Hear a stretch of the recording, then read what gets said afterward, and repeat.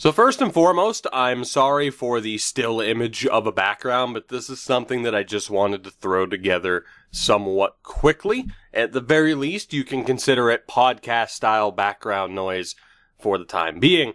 That said, it's no secret, I'm a wrestling fan. We've talked about it on the channel a lot. I'm asked about it on Twitter and Twitch all the time, and I have been asked it again about my opinion on a recent event. That being WWE Evolution, the first all-women's pay-per-view in company history. Now, of course, the thought of an all-women's show or promotion is hardly a new idea, whether it be All Japan Women, Shimmer, WSU, Stardom.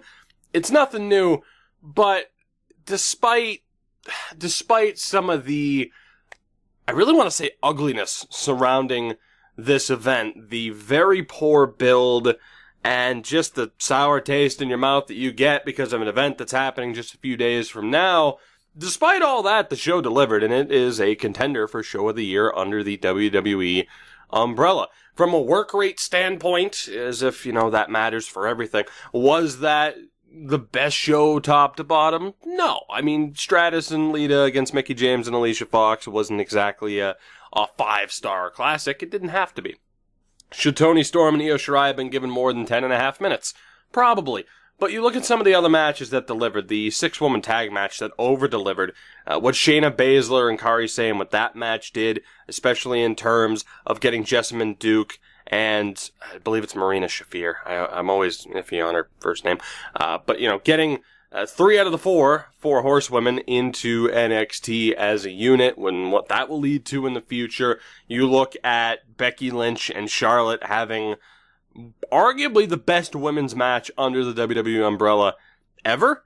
It is up there with the Bayley-Sasha match at TakeOver and their follow-up Iron Woman match. They're in that debate. This show delivered. There's no denying that. And really, you can't add much more to that, which is why this video, for me, is just more about talking where I'm at as a wrestling fan right now, because it's perhaps never been as controversial as it is now to be a fan of the WWE, at the very least, and of course that mainly surrounds the Crown Jewel event. But it's not as if controversy with this promotion is anything new. And for some people, the breaking point has been the Katie Vick storyline, Vince McMahon versus God, or the exploitation of Eddie Guerrero's death, for example. And I'm not saying I'm at a breaking point now, but I've talked about my disinterest in WWE, and it's definitely up there and maybe higher than it's ever been. And it comes down to this. There are too many good alternatives out there right now. Whereas you look at the NHL. In terms of hockey, the NHL is the mecca. And you can be disgusted with the way that they're handling concussions and certain lawsuits that are going on right now, and their refusal in, admitting to certain links that are there that we all kind of know about. I mean, you've seen people like Dan Carcillo and Nick Boynton and their response to how the NHL is conducting itself on the concussion issue. You can be disgusted by that. But at the end of the day, as a hockey fan, what are you going to do? I mean, whether it's the KHL, the NCAA, ECHL is the NHL, AHL, local leagues of yours, there is only one mecca. And in terms of seeing the best of the best, in terms of seeing the best product that you possibly can see, it is the NHL. And it's a similar story with the NFL. You can watch college football. They're not without their own faults. You can follow the Arena Football League. You can follow your local high schools. At the end of the day, the NFL is the mecca. So regardless of your opinion on how they've handled concussions, drug issues, domestic abuse, at the end of the day, you might not draw the line, and you might still follow the NFL because it is at the peak, which brings you to WWE. And at the end of the day, the majority of wrestling fans, especially if you grew up with it, now if you were more of a WCW fan growing up and you're an older fan, you could kind of just be like, yeah, no, I ditched the WWE, I don't give a damn. Or, if you've if you've been a lapsed fan where it's like, okay, I stopped like 5 years, jumped back in, it might be easier. But for someone who's been a lifelong fan like myself, it's been tough to say that there's ever been like that full, okay, I'm jumping off point. Like, there have certainly been times where my interest has been low. I haven't denied that, you know, in terms of following Raw and SmackDown on a weekly basis, it's been almost 10 years since I've done that. But I always fall back into it. I'm always paying attention to what's going on. But it's at this point where you have all of this controversy that now truly is, if someone were to ever jump off, now would be the time to do so, because there are so many alternatives out there that can match the work rate in ring that tops the WWE in terms of interesting characters and storylines that you can follow. There are companies that cater to any niche. There are companies that will actually listen and react to how their audience is reacting. So whether or not you look at the WWE now and you look at, say, how they dub over certain video packages. I look at Evolution for an example, where before the Becky and Charlotte match, there is a video package where they take the clip from from SmackDown 1000, where Becky is in the ring with Edge, and she says, "I love myself," as, you know, Edge is trying to be like, "Hey, what the hell's the matter with you?" And of course the crowd cheered. That was the biggest pop on SmackDown 1000. In the video package, they edited it to have boos. And of course, this is not anything new. We've seen this tactic employed with one Roman Reigns quite a bit over the past 5 years. Whether it be taking, you know, changing the audio, whether it be taking a reaction from a week before and literally taking the same fan who was booing Roman Reigns, but then getting a reaction of the same fan from earlier in the night where he was cheering someone and putting that in the package to make it look like he was cheering Roman Reigns. You don't have to follow the WWE for this reason. There are other promotions that will just react to it, and it's like, oh, you don't want to boo Becky Lynch? Okay, cool. Whereas the WWE, it's just, no, you're going to enjoy our storyline, deal with it.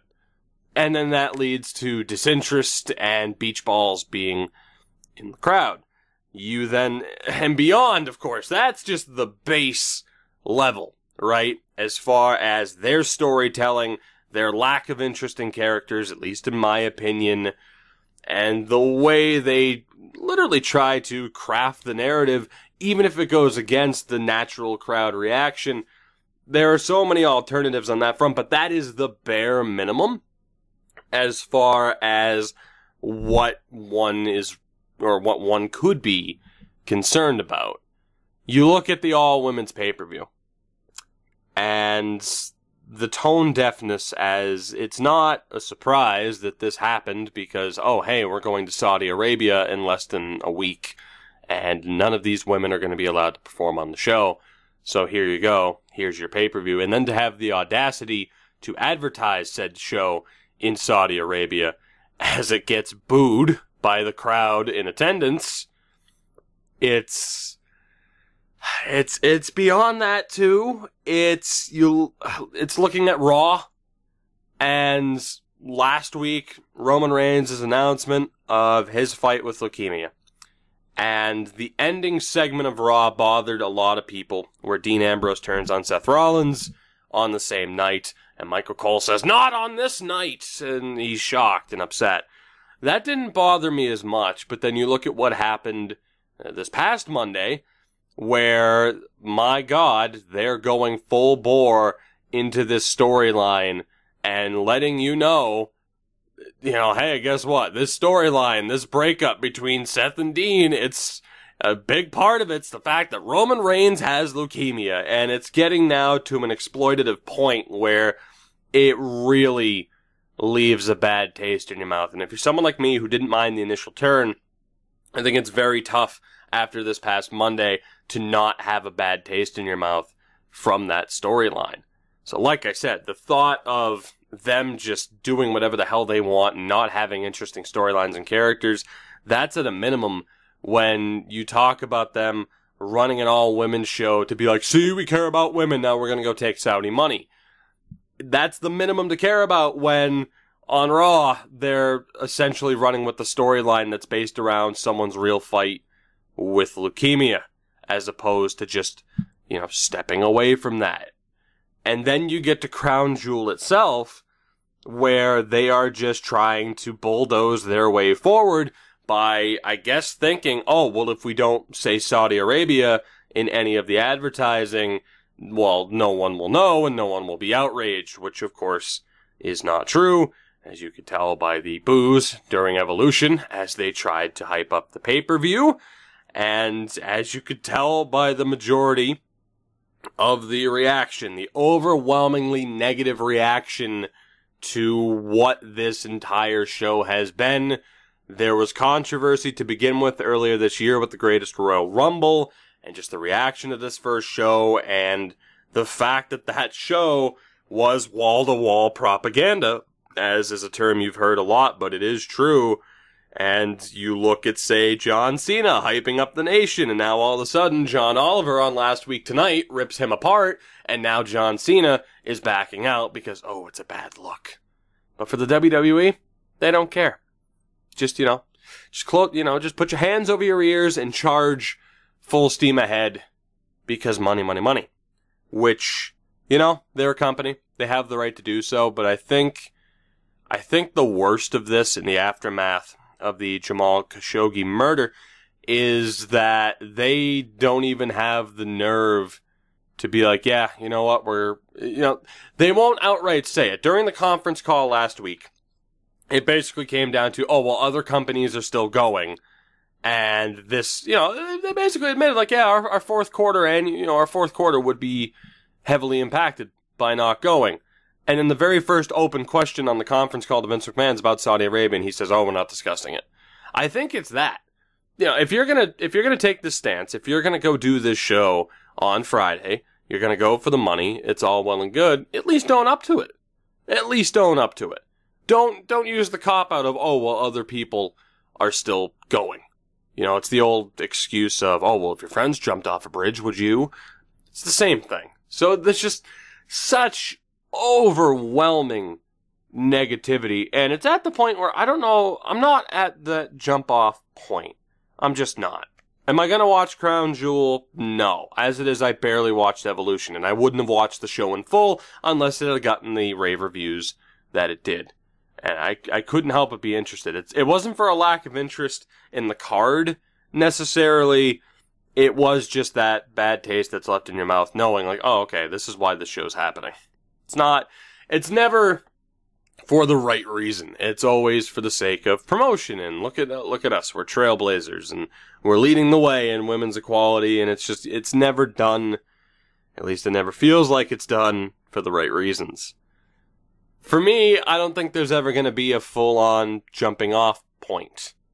I'm always going to follow what happens, even if I, heavily follow other promotions like Progress, whether it be following companies like WXW and, God, the insane amount of high-quality indie promotions right now, whether in the States, over in Europe and the UK. You look at what's going on in Japan right now. Of course, New Japan is still in an amazing spot. You look at the resurgence of All Japan and Noah, there's just way too much to follow to essentially waste time heavily following the WWE if it's something that you don't enjoy, which is where I'm at and where I've been for a while.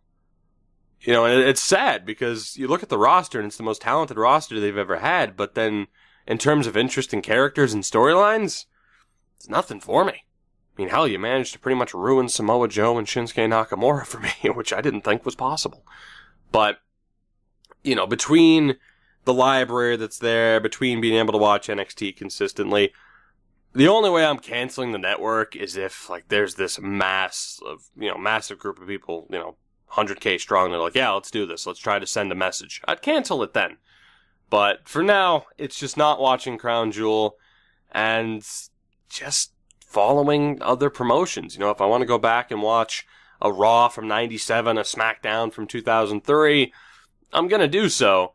But am I hyped up about an Ambrose-Rollins feud that's being centered around the fact that Roman Reigns is battling leukemia? No. Am I interested in them still trying to portray Becky Lynch as a heel when nobody wants that? No. Am I interested in a show taking place in a nation that supports silencing members of the media through means of fucking murder? No, I don't think I am. But that isn't to say that anyone should necessarily be guilt-tripped. Like, it's up to every individual to decide, like, okay, this is my cutoff point. Like I said, for the NHL, for the NFL, they're still kind of the only game in town. But for the WWE, you can keep an eye on it. That's what I do. I certainly keep an eye on it. But in terms of buying the merch, supporting, whatever, watching every show, it's not at that level. Like, this is as close to a jumping off point as I think I'd really ever have. Which, I don't really think I could be blamed. But, I don't know. It's kind of sad, in a way. But, there you go. My thoughts really on, my quick and to the point thoughts on Evolution, which was a phenomenal show. And my overall, just kind of rambling and ranting thoughts on where the WWE is right now. As, even back in the Attitude Era, granted I was just a kid. I mean, I have vivid memories, of the WWE starting around like the end of 97, early 98. So when I'm, when I'm just a young lad. But, it's like the controversy of like, supporting the WWE in the Attitude Era and their treatment of women. It's like, I don't know if even then, and like I said, the exploitation of Eddie Guerrero's death and some of the other shit that they've done, I don't think it's ever been looked at so negatively to be like, oh, you're a WWE fan, and it's due to no fault of any fan in particular. It all comes down to the almighty dollar and their pursuit of acquiring everyone that they possibly can.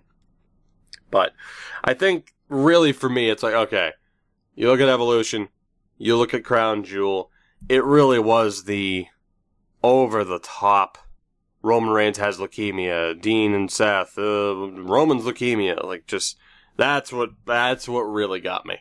And there is definitely a sour taste in my mouth from that. You can still mention like, hey, this is what's going on with Roman Reigns. Fuck it, put up a t-shirt. Put up a t-shirt. 100% of the proceeds go to this charity. 95% of the proceeds go to this charity. Do something like that to just remind people like, hey, Roman Reigns is going through this battle. You don't need to have Seth Rollins bringing up the fact that this man's going through this real world thing. Not one person watching this show, or any show for that matter, wants to be reminded that, hey, yeah, leukemia is a thing. Let's think about that as, for the show that's supposed to be for entertainment. And much like any other show, if you're not digging the show anymore, you can just stop watching. And certainly people have and do and will continue to. But, I don't know. Like I said, I wanted to rant and ramble a bit. This is mainly in response to what happened on Raw. But, there you have it. My thoughts on the WWE, what's happened as of late, what is upcoming, and bottom line is, they will continue to do what they've been doing. They're going to steamroll their way through the show, they're going to get their money, they're going to get the hell out, and never talk of this again, outside of the fact, which, I wouldn't even be surprised if on Friday, I was going to say, other than the fact that their champion would have won the belt in Saudi Arabia, I will not be surprised if someone wins the title and then immediately loses it, like on the next Raw or at Survivor Series, even though Survivor Series is looking to be brand versus brand. I would not be surprised. They're going to want to erase any mention of this, at least until everything cools over, if it even does. But, yeah, that'll do it for this one. Thank you for listening. I won't say watching, because there wasn't much to watch. But, interesting times to be a WWE fan.